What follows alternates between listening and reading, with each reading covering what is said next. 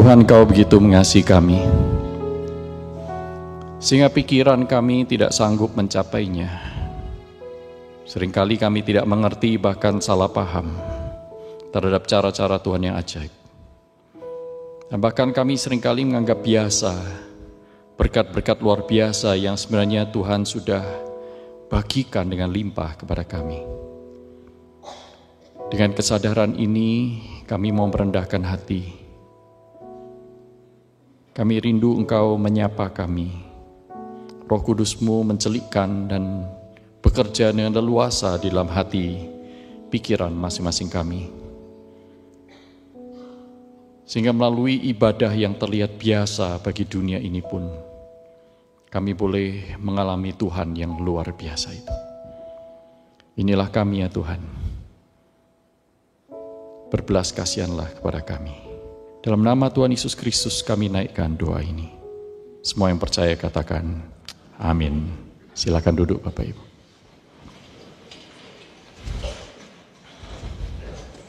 Beberapa orang mungkin menanti-nantikan apa yang minggu lalu dilakukan, tapi maaf saya harus mengecewakan Anda, saya tidak bawa apa-apa. Saya hanya membawa salam dari keluarga besar Sekolah Tinggi Teologi Reform Indonesia bagi jemaat yang dikasihi Tuhan di GKI Anugerah. Bagian Alkitab yang akan kita baca sedikit berbeda dari apa yang gereja berikan, tetapi masih mengandung ayat yang sama. Jadi terambil dari Markus pasal 15, ayat 33 sampai dengan 39, Markus 15, ayat 33 sampai dengan ayat yang ke-59.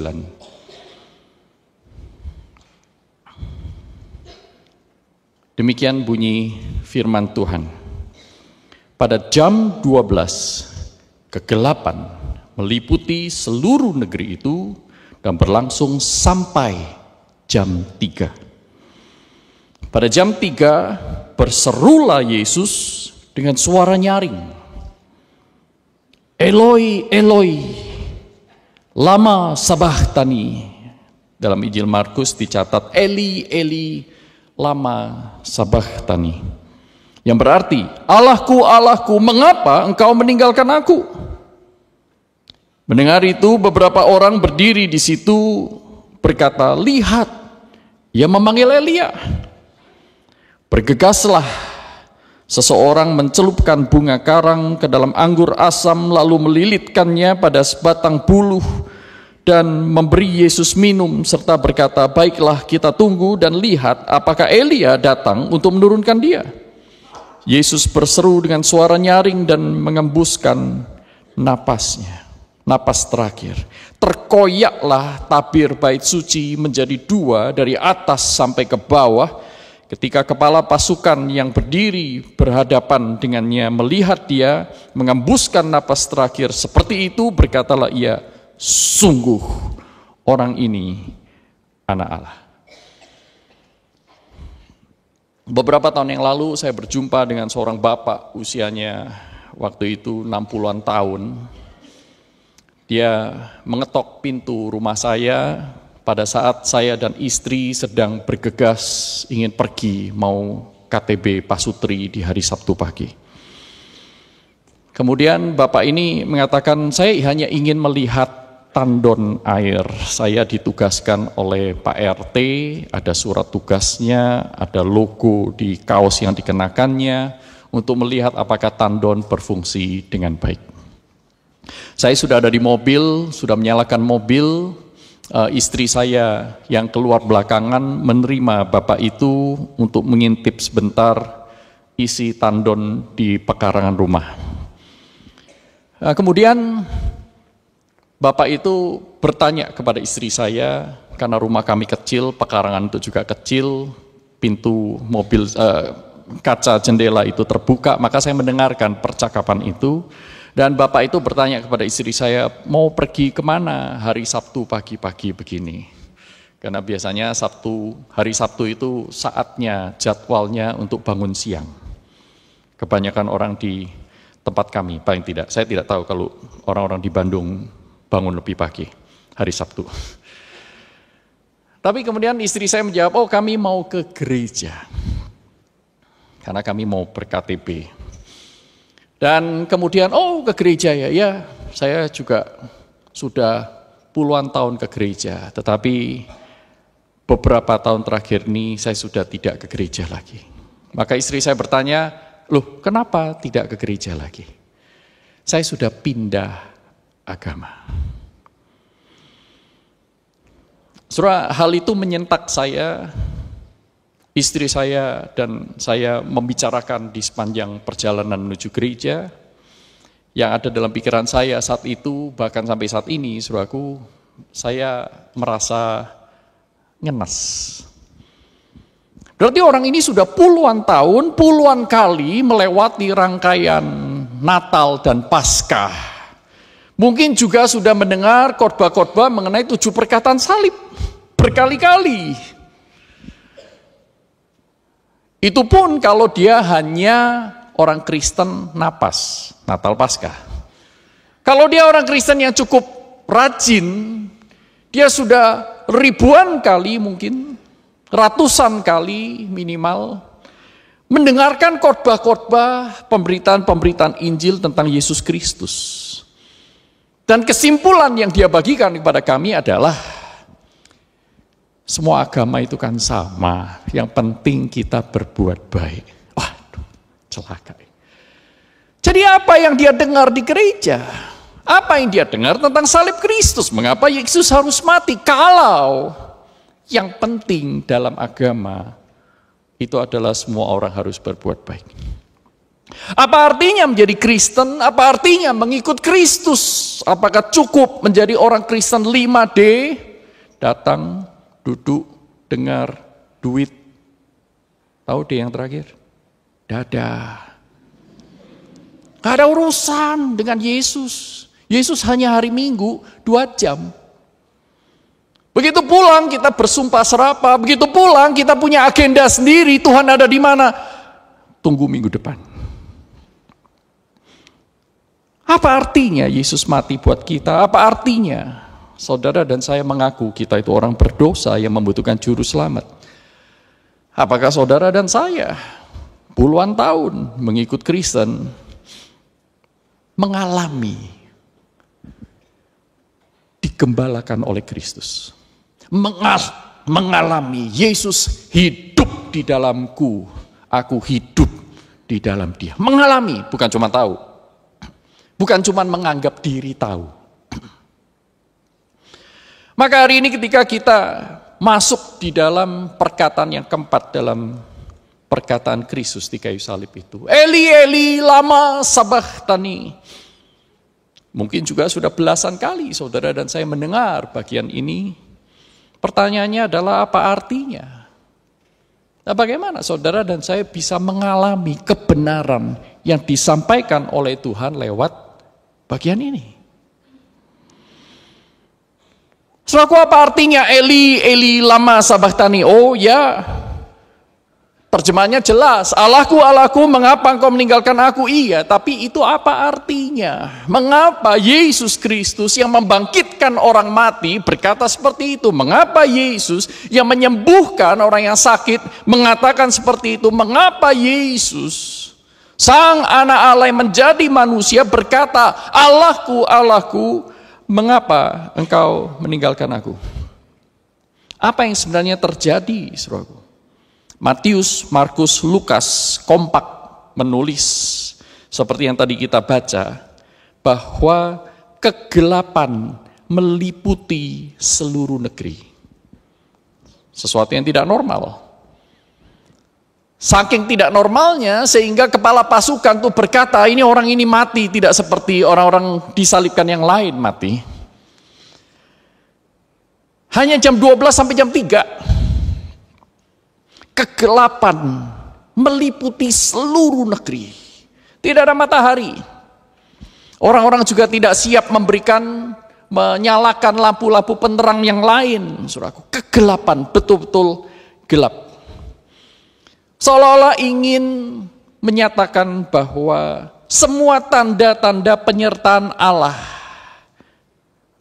itu dijauhkan pada saat penyaliban.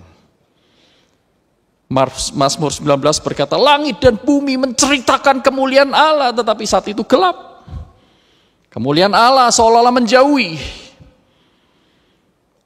Anak Allah yang tunggal itu dikhianati dan ditinggalkan, bahkan oleh orang yang paling dia kasih, murid-muridnya, anggota-anggota keluarganya, kecuali Maria, ibunya. Dia dilecehkan, ditelanjangi, dimahkotai duri, dilecehkan secara seksual,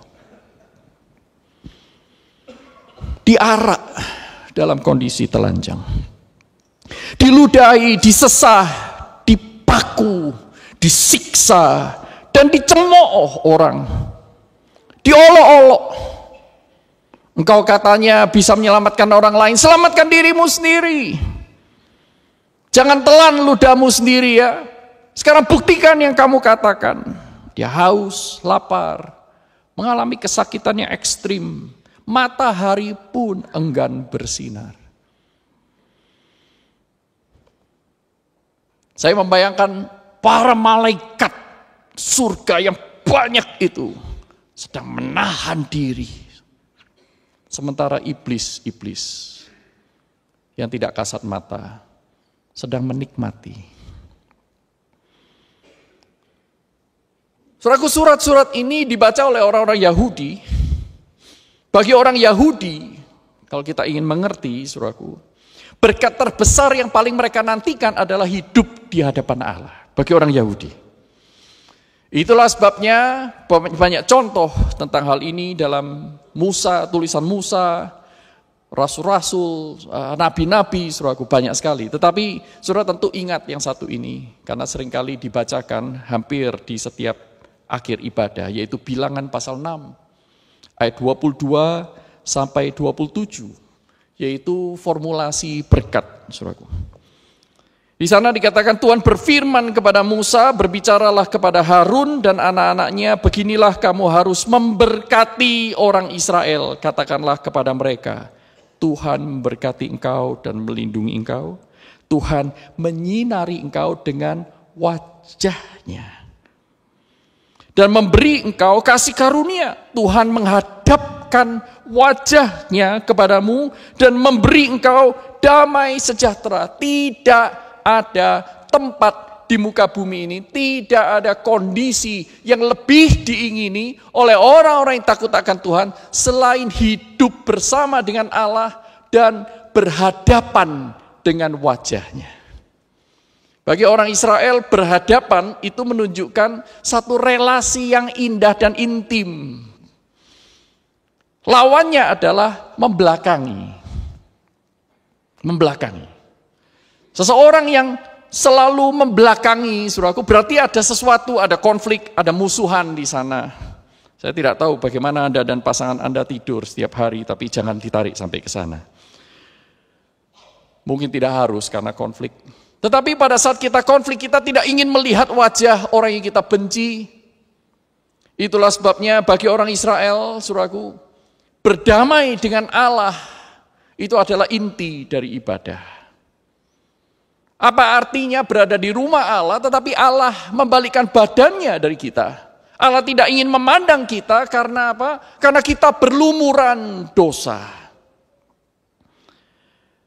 Saudaraku, orang yang berada di hadapan Allah adalah orang yang diberkati, orang yang disinari wajahnya, orang yang selalu mengalami penyertaan Tuhan. Dalam Yohanes pasal 1 ayat 18, Rasul Yohanes mengungkapkan dengan bentuk yang berbeda. Dia berkata bahwa tidak seorang pun melihat Allah. Karena mereka membalikan badan dari Allah. Mereka bukan hanya secara fisik tidak bisa melihat, tetapi mereka tidak mendapat perkenanan Allah.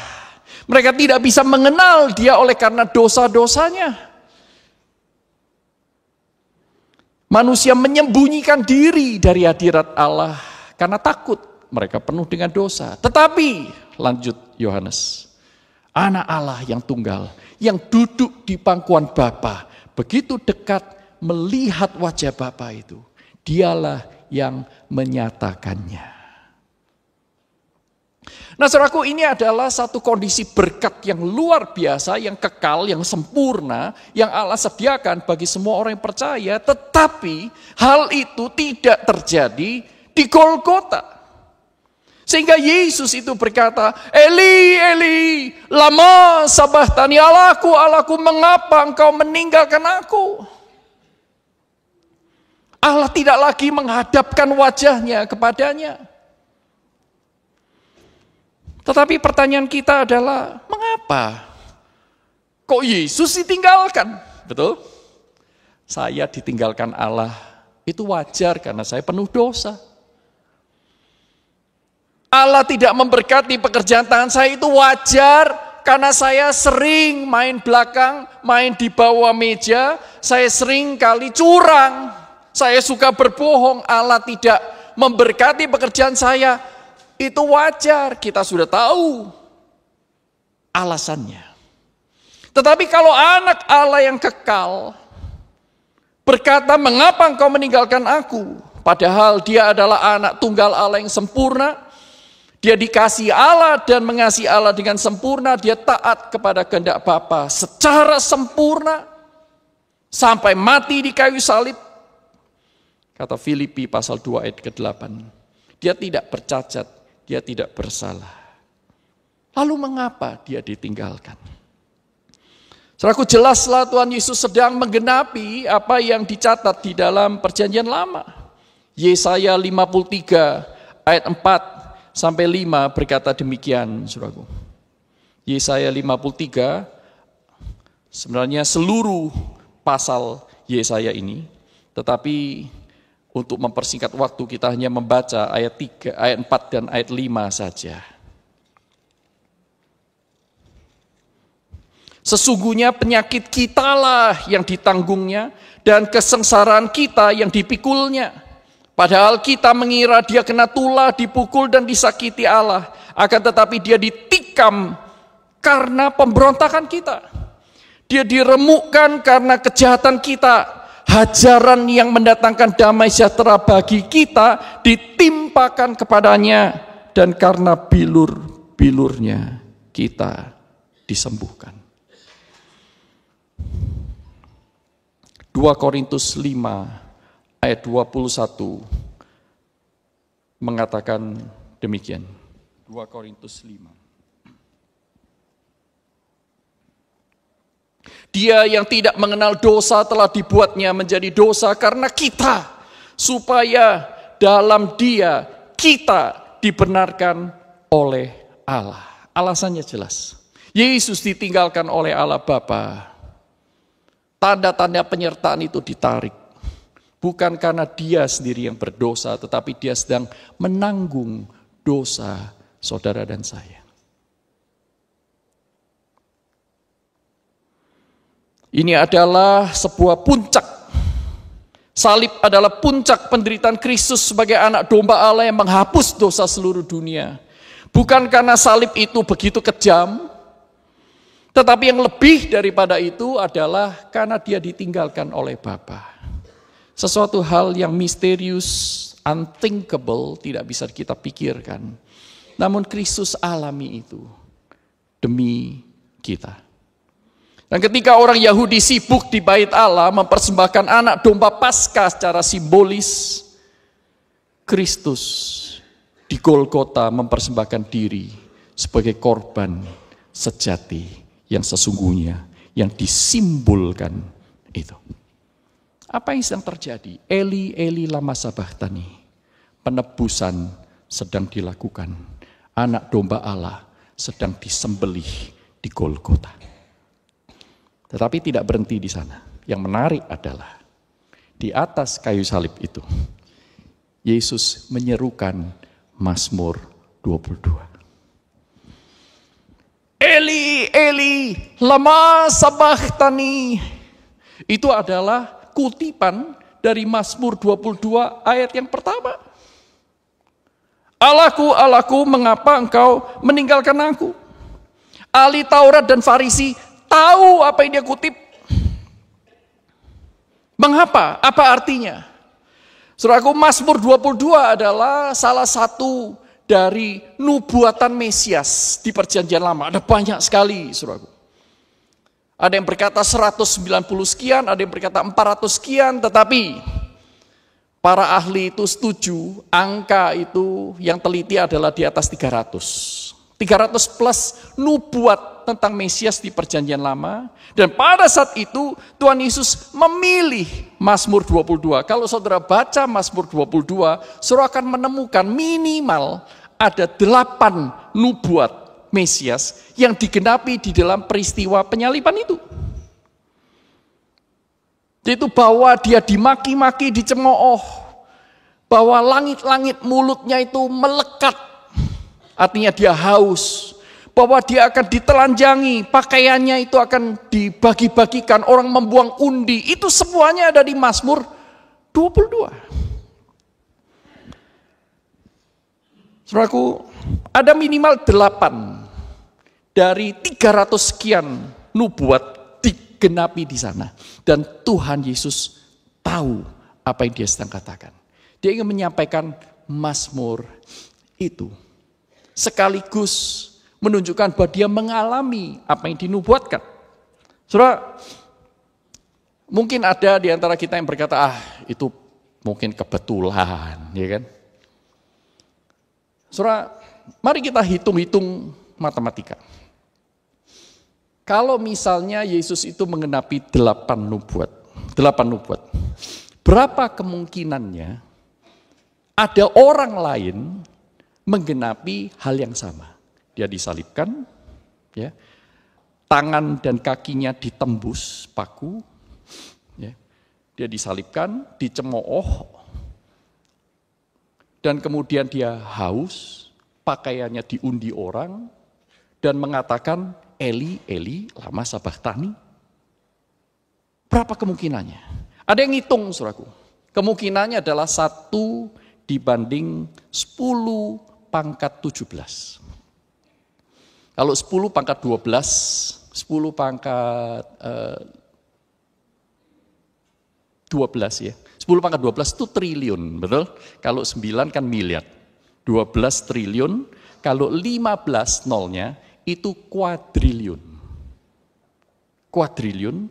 Nah, kalau ini 10 pangkat 17 berarti 100 kuadriliun. Saudara dan saya bahkan tidak bisa membayangkan. 1 dibanding kuadriliun.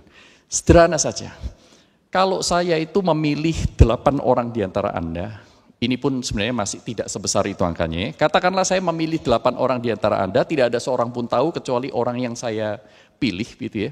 Dan kemudian saya minta Anda untuk menunjukkan siapa di antara jemaat yang datang 2 kali ibadah, 8 orang itu, dan saudara bisa menjawabnya dengan tepat. Kemungkinannya itu berapa? Kecil sekali.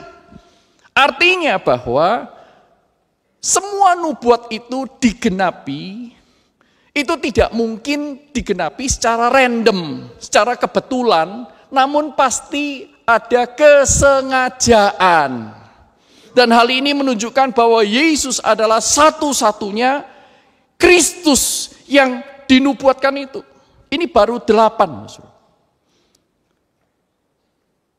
Kalau 147 nubuat saja, separuh dari 300 plus itu, kemungkinannya adalah 1 dibanding 10 pangkat 157. Nolnya itu 157. Tapi saya tidak mau bicara tentang matematika di sini. Saya ingin mengatakan bahwa di dalam ketika Kristus mengatakan, Eli, Eli, lama sabachthani, dia mendeklarasikan, akulah dia. Akulah yang diurapi untuk menjadi juru selamat. Akulah yang mati untuk dosa-dosamu. Akulah dan tidak mungkin ada yang lain. Dan tandanya sudah jelas. Nubuat-nubuat itu sudah sekian banyak digenapi. Sehingga C.S. Lewis dalam bukunya Mere Christianity, setelah dia mempelajari klaim-klaim Tuhan Yesus di Alkitab, dia sendiri bertobat. Hanya ada 3 kemungkinan siapa Yesus itu. Yang pertama, dia itu seorang yang gila, ngaku-ngaku menghapus dosa, ngaku-ngaku anak Allah. Atau 2, dia pembohong, gak gila tapi pembohong. Dia ngaku-ngaku seperti itu untuk mendapatkan sesuatu yang dia mau, keuntungan-keuntungan pribadi. Atau yang ketiga, dia betul-betul adalah anak Allah. Tidak ada kemungkinan yang lain. Dia itu pembohong, dia orang gila, atau dia adalah anak Allah. Dan saudara dan saya harus memilih salah satu dari tiga itu. Kenyataannya adalah Yesus mengenapi semua itu. Dia bukan orang gila, dia bukan pembohong, semua yang dia katakan benar dan amin dan terjadi. Sehingga saudaraku, tidak cukup saudara dan saya hanya memperlakukan Yesus sebagai tokoh agama, orang yang baik. Tidak cukup. Karena dia sendiri mendeklarasikan, aku adalah anak Allah yang dijanjikan. Aku adalah satu-satunya juru selamat. Lalu bagaimana kita memperlakukan dia? Tidak cukup hanya beragama. Tidak cukup hanya mengaku percaya lewat mulut, tetapi menyangkalinya dalam hidup sehari-hari. Yang kedua, saudara. Eli Eli lama sabachthani artinya sebuah deklarasi kemenangan. Bukan hanya dia menyatakan aku Kristus, tetapi aku adalah Kristus yang menang. Saudaraku, menarik sekali. Tuhan Yesus memilih Mazmur 22 sebagai ratapan dia. Dia tidak milih Mazmur 44, dia tidak milih Mazmur 88. Kalau saudara mengerti tentang Mazmur ratapan, di dalam kitab Mazmur yang 150 Mazmur itu, saudaraku, ada di antara mereka Mazmur ratapan, ada Mazmur pujian. Dan di antara Mazmur ratapan ini hanya sedikit sekali Mazmur ratapan yang diakhiri dengan kegelapan. Sebagian besar itu selalu diakhiri dengan sorak-sorai puji-pujian dan harapan kepada Allah. Mazmur 22 termasuk diantaranya. Tuhan Yesus bisa saja memilih Mazmur 44 atau Mazmur 88 yang berakhir tidak dengan nada yang positif. Berakhir masih dengan nada itu yang nelangsa.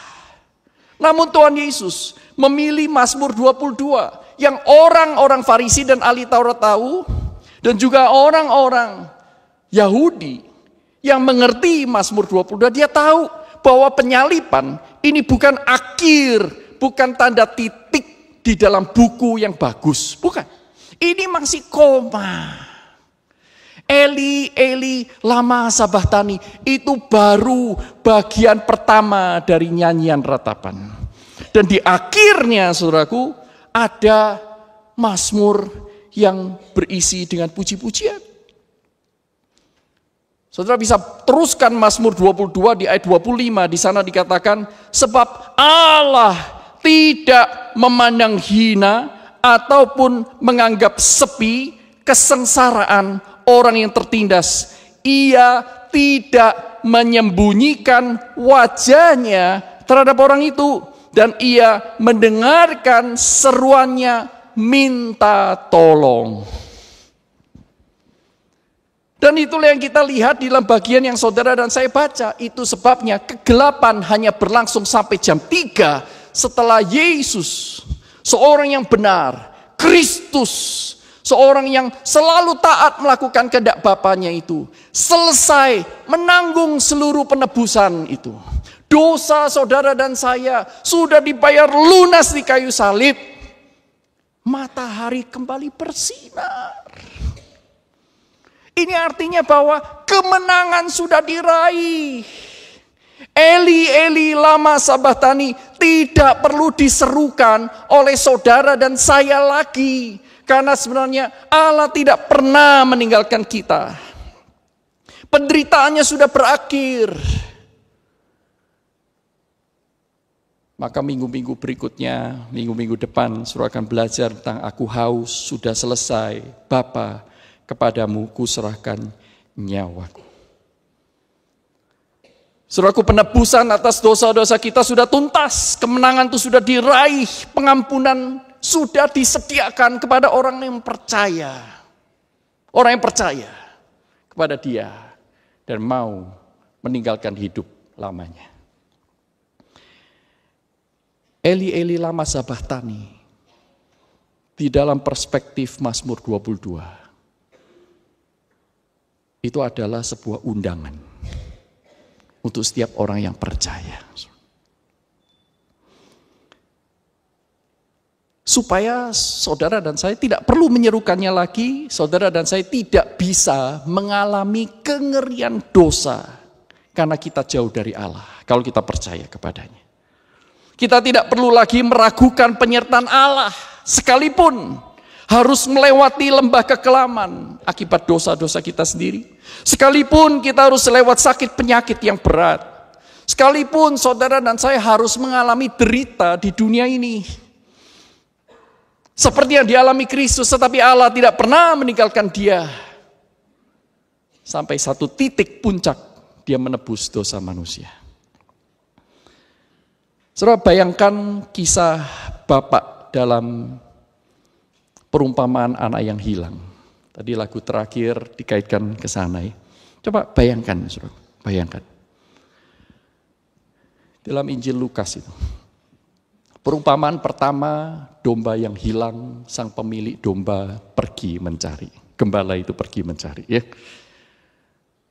Perumpamaan yang kedua, dirham yang hilang. Wanita yang mempunyai dirham itu langsung nyalakan semua, dia mencari. Dan herannya sampai di perumpamaan yang ketiga, kok bapaknya nggak mencari? Saudara pernah tanya itu? Anaknya pergi hilang. Tetapi kok bapaknya tidak kirim tim untuk mencari? Atau jangan-jangan sudah. Tapi bapaknya tidak mencari. Ya ada dalam bayangan saya adalah apa yang dilakukan bapaknya. Bapaknya menanti. Menanti pulang artinya apa? Bahwa anak itu sebenarnya tidak pernah hilang. Hilang sekejap di dalam bentuk pola hidup yang berbeda. Tetapi sebenarnya bapaknya tidak pernah menganggap anak itu bukan anaknya lagi. Tidak pernah.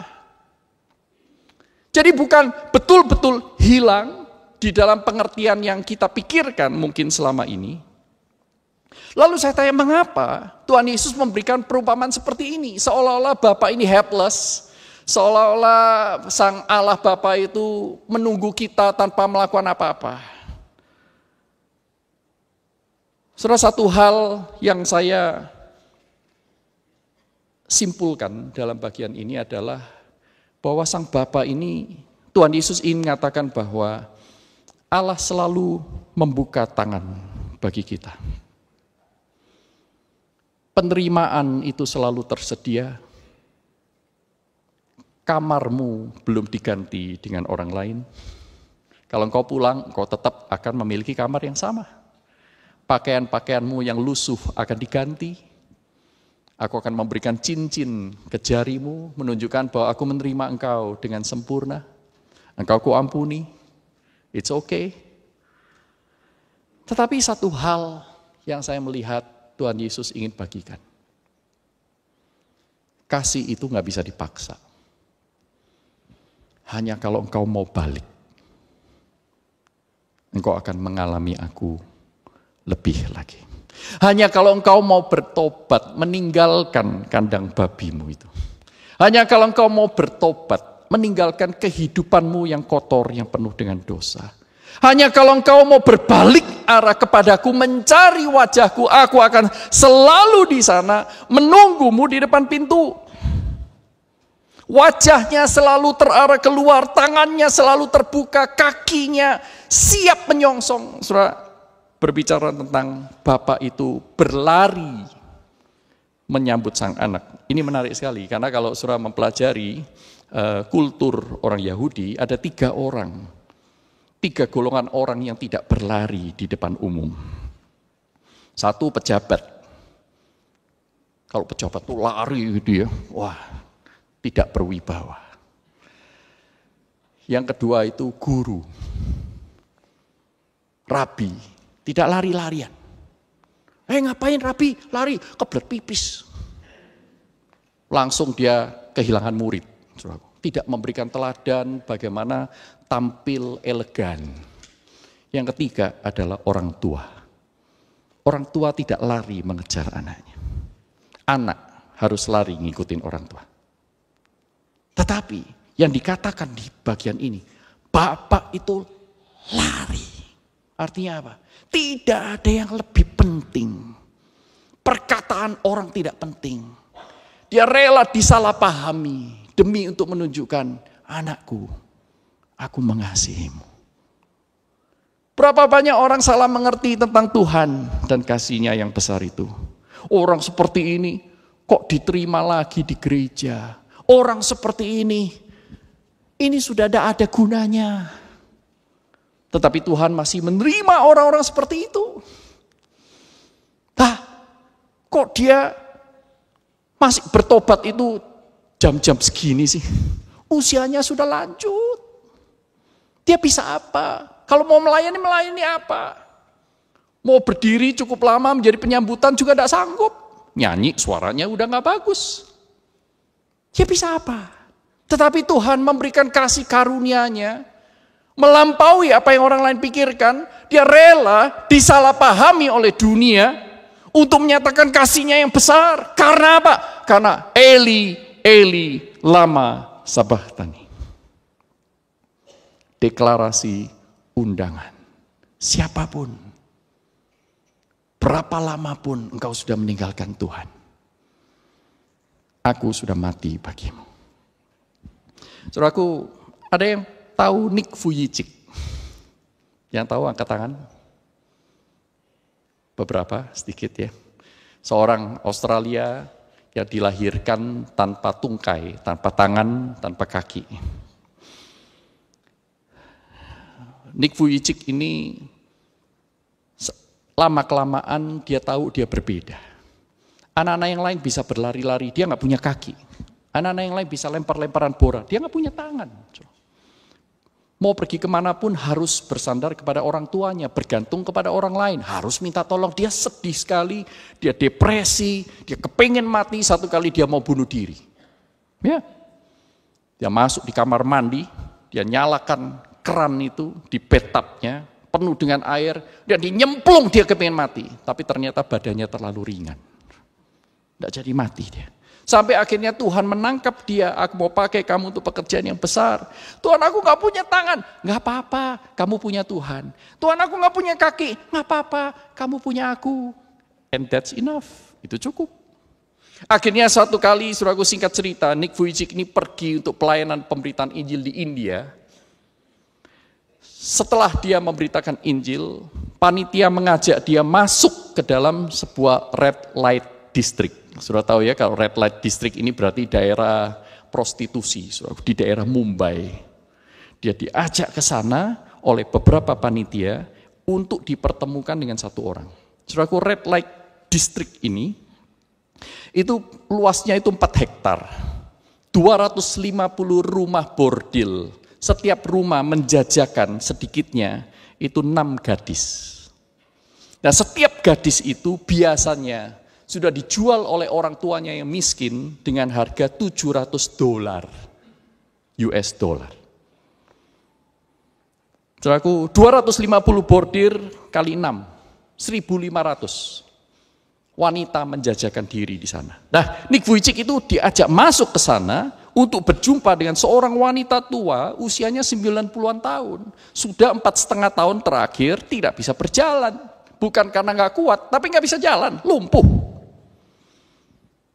Nah, kemudian dia masuk ke sana, adik dari perempuan tua ini berkata, kalau engkau bisa menyembuhkan kakak saya akan menyembah dewamu.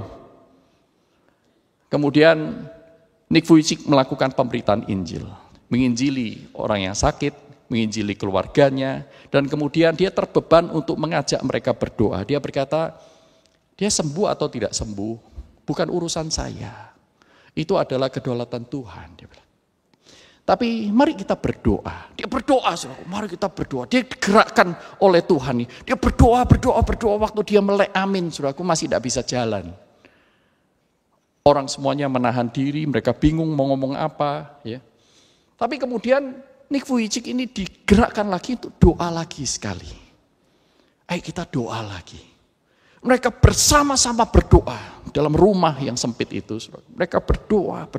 Di tengah-tengah doanya, perempuan yang 90-an tahun ini yang tidak bisa jalan, tiba-tiba berdiri. Mulai berjalan. Dari pelan-pelan sampai akhirnya jalan cepat, saudaraku. Sampai akhirnya lompat-lompat. Sampai Nick Vujicic itu waktu melek dia bilang, wah puji Tuhan. Tapi please jangan lompat-lompat, nanti kalau patah lagi bagaimana. Akhirnya adik dari perempuan itu langsung pergi ke kamar sebelah, ke tempat dia ada sesajen sesembahan itu, dia menyembah di sana. Kemudian panitia itu berkata, no, kamu sudah berdoa untuk itu 4,5 tahun dan tidak ada kesembuhan. Ini yang menyembuhkan hanya Tuhan. Kemudian mereka keluar dari sana, rumah itu, dan panitia itu berkata kepada Nick Vujicic, kamu tahu siapa wanita itu? Yang Tuhan baru sembuhkan lewat kamu? Enggak, saya enggak tahu. Dia adalah wanita yang memulai semua bisnis rumah bordil ini pada tahun 1960-an. Dia yang sudah merusak hidup puluhan ribu gadis-gadis. Dia yang sudah merusak mungkin ratusan ribu keluarga di India. Dia. Tetapi Tuhan mengasihi dia. Di akhir hidupnya, Tuhan masih kejar dia. Saudaraku, tidak ada seorang pun terlalu jauh yang Allah tidak bisa temukan. Tidak ada kegelapan yang terlalu gelap yang Allah tidak bisa terangi. Tidak ada masalah yang terlalu berat yang Allah tidak bisa angkat. Tidak ada jurang yang terlalu dalam yang Allah tidak bisa jangkau tangan Anda dari atas. Ia mengasihi setiap kita, apapun kondisi kita hari ini. Sekalipun kita menjauhi Dia, kita menyembunyikan diri dari wajahnya. Tuhan Yesus berkata 2000 tahun yang lalu, Eli, Eli, lama sabachthani. Dia berikan kepada Bapa sebagai wujud ketaatan yang sempurna. Saat ini Tuhan ingin berkata kepada Anda, anakku, anakku, mengapa engkau meninggalkan aku? Tapi kan saya di gereja, Pak, saya tidak meninggalkan Tuhan. Really? Banyak orang tersesat di dalam gereja loh. Termasuk para rohaniwan. Pas saya baca Alkitab, really? Kamu menemukan Tuhan di sana? Atau cuma sekadar baca karena kebiasaan? Tapi saya pelayanan, Pak. Really? Pendeta Stephen Tong mengarang banyak lagu, salah satunya lagu yang saya sangat sukai. Dia berkata seperti ini dalam lagunya. Bila kau pernah cinta Yesus, mengapa tak cinta Dia sekarang? Meski kau telah menjauhkan Dia, kasih-Nya tak berubah. Oh, dengarlah panggilannya, harap kau lekas pulang. Bila kau pernah cinta Yesus, haruslah lebih cinta. Mau? Mari kita berdoa.